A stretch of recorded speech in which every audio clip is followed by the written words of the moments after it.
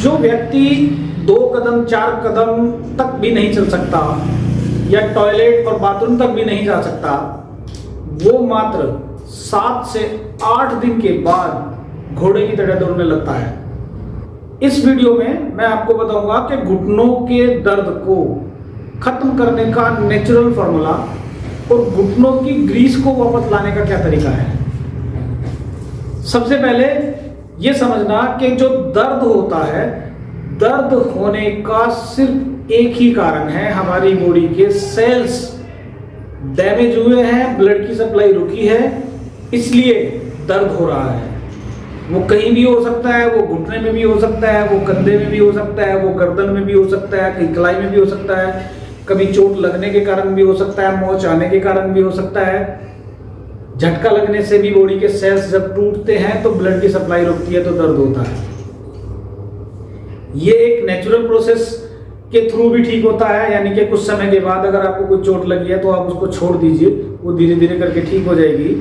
अगर उसको फास्ट यानी जल्दी ठीक करना है तो आपको उसके लिए या तो गर्म पानी की सिकाई करनी होती है या उसके लिए जो सिकाई करने के कुछ इक्विपमेंट्स आते हैं उनकी वजह से सिकाई भी करनी होती है। कुछ लोग रेत की या पत्थर की या ईंट को गर्म करके भी सिकाई करते हैं। सिकाई करने से क्या होता है कि जब जिस जगह दर्द हुआ है उस जगह की जब आप सिकाई करेंगे तो हीट मिलने की वजह से वो जो ब्लड की सप्लाई रुकी है, यानी वो ब्लड क्लॉट जो बने हैं सेल्स डैमेज होने की वजह से, वो पिघलना शुरू होके, यानी वो जो ब्लड जमा हुआ है वो पिघल जाता है और ब्लड की सप्लाई चालू हो जाती है। अब होगा क्या कि आपको चोट लगी या कोई किसी कारण से कोई झटका लगा, आपने सिकाई कर ली, सिकाई करी तो वहां से ब्लड जो है वो चालू हो गया, पिघल गया और आपका दर्द गायब होने लगा। आपको लगेगा बड़ा रिलीफ आया, बड़ा आराम आया है। उसके लिए मार्केट में कुछ ऑइंटमेंट वगैरह भी है, कुछ क्रीम्स आती है, कुछ जेल्स आते हैं, कुछ ऑयल्स आते हैं। बट मेरा मेन मकसद है आपको कि जो घुटनों के बीच में जो ग्रीस जिसको कहा जाता है, जो कार्टिलेज होती है, जिसके लिए लोग इतने ज़्यादा परेशान हैं कि डॉक्टर बोलते हैं कि आपको ऑपरेशन ही कराना पड़ेगा। सबसे पहले आपको ये समझना पड़ेगा कि क्या मेरे घुटनों की ग्रीस खत्म हुई है, तो हुई है तो किस कारण से हुई है। 90% केसेस में संधिवात इसका एक कारण माना जाता है और उसी की वजह से ये दिक्कत शुरू होती है। पहले भी तो ऐसा था कि उम्र आदमी की 100 साल, 125 साल, 150 साल तक भी होती थी। और अगर आपके घर में कोई बुजुर्ग आदमी है जिसकी उम्र आज 70-80 साल है, उनसे पूछना कभी उनके जो बाप दादा थे या परदादा थे, क्या उनको घुटनों में दर्द था। और उस टाइम उन लोगों की एज 100 साल से प्लस हुआ करती थी, लेकिन घुटनों में दर्द नहीं था। ऐसा आज क्या है कि 50 साल की उम्र में, 45 साल की उम्र में, 40 साल की उम्र में घुटनों में दर्द हो रहा है। सोचिए, और सोचने के बाद सोचना नहीं। अगर मेरी बात आपको झूठ लग रही है तो अपने घर में सवाल पूछिए, अपने पापा से, अपनी मम्मी से, अपनी दादी से, अपने दादा से, नाना से, नानी से, और सवाल पूछिए और फिर पूछिए क्या उनके मम्मी पापा को घुटनों में दर्द कभी हुआ, उनके बुजुर्गों को? नहीं। रीजन सिर्फ एक ही निकल के आएगा, हमारा खान पान गड़बड़ है, जिस वजह से हमारा घुटनों में, जोड़ों में दर्द हो रहा है। पहले और अब की बात में थोड़ा सा डिफरेंस है। क्या कि पहले हम लोग जो भी चीज खाते थे वो शुद्ध थी। देसी घी था वो प्योर शुद्ध था, सरसों का तेल था वो प्योर शुद्ध था। इसके अलावा और जो भी कुछ मार्केट में ऑयल के रूप में आता था, मान लीजिए कोकोनट ऑयल हो गया या अलसी का तेल हो गया, तिल का तेल होगा, सब प्योर था। लेकिन आज हम जो खा रहे हैं सब मिलावटी है। ये आप भी जानते हैं, मैं भी जानता हूं, ये पूरी दुनिया जानती है। 99% चीजें जो है कहीं ना कहीं में कुछ ना कुछ मिलावट है। लेकिन हम मिलावट को तो नहीं रोक सकते, अपने आप को रोक सकते हैं।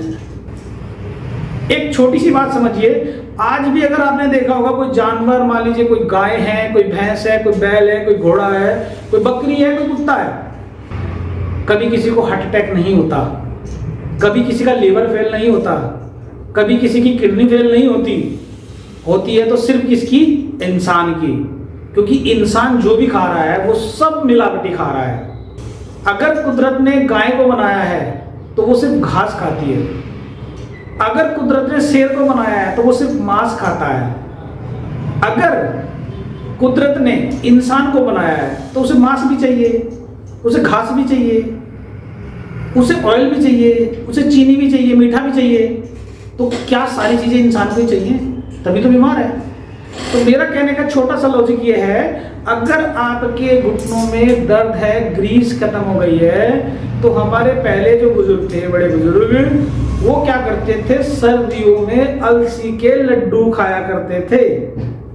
नेचुरल तरीका बता रहा हूं। सर्दियों में अलसी के लड्डू खाया करते थे।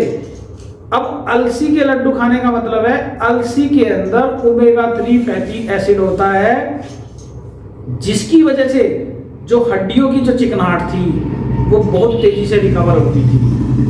अगर कभी किसी की हड्डी टूट जाए तो हॉस्पिटल में जाके ऑपरेशन नहीं होता था, प्लास्टर नहीं होता था, हड्डी को जोड़ के वहीं उसी ज्वाइंट को बांध दिया जाता था और उस पे अलसी के तेल की पट्टी की जाती थी। अलसी के तेल से वहां पे कपड़ा बांधा जाता था, उसको अलसी के तेल से भिगो के ही हड्डी को जोड़ा जाता था और वो हड्डी इतनी मजबूत जुड़ती थी कि पहले की जो हड्डी थी उससे भी ज्यादा स्ट्रॉन्ग लोहे की तरह मजबूत होती थी और दर्द नहीं होता था। आज क्या है, अभी हड्डी में फ्रैक्चर हुआ है, अभी डॉक्टर के यहाँ जाओ, अभी 10 मिनट में क्या डॉक्टर बोलेगा आप ऑपरेशन करा लीजिए, 2 घंटे में ऑपरेशन हो गया और फिर जो दर्द आपका महीने, 2 महीने, 3 महीने में खत्म होता था वो सालों तक भी नहीं होता।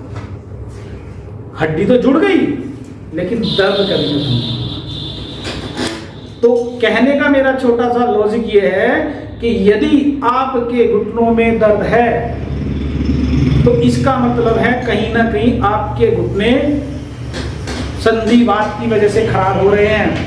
तो उससे पहले आपको अपना पेट ठीक करना होगा और उसके साथ साथ अगर आप अलसी के लड्डू खा सकते हैं तो आप अलसी के लड्डू खा सकते हैं, जिससे आपके घुटनों की ग्रीस बहुत तेजी से बनने लगेगी और आप ठीक होने शुरू हो जाएंगे। कुछ लोग कहते हैं कि नहीं अलसी के लड्डू मत खाइए, ऐसा नहीं है। अलसी के लड्डू खाने का टाइम होता है सिर्फ सर्दियों में, क्योंकि अलसी की तासीर गर्म होती है। ठीक है।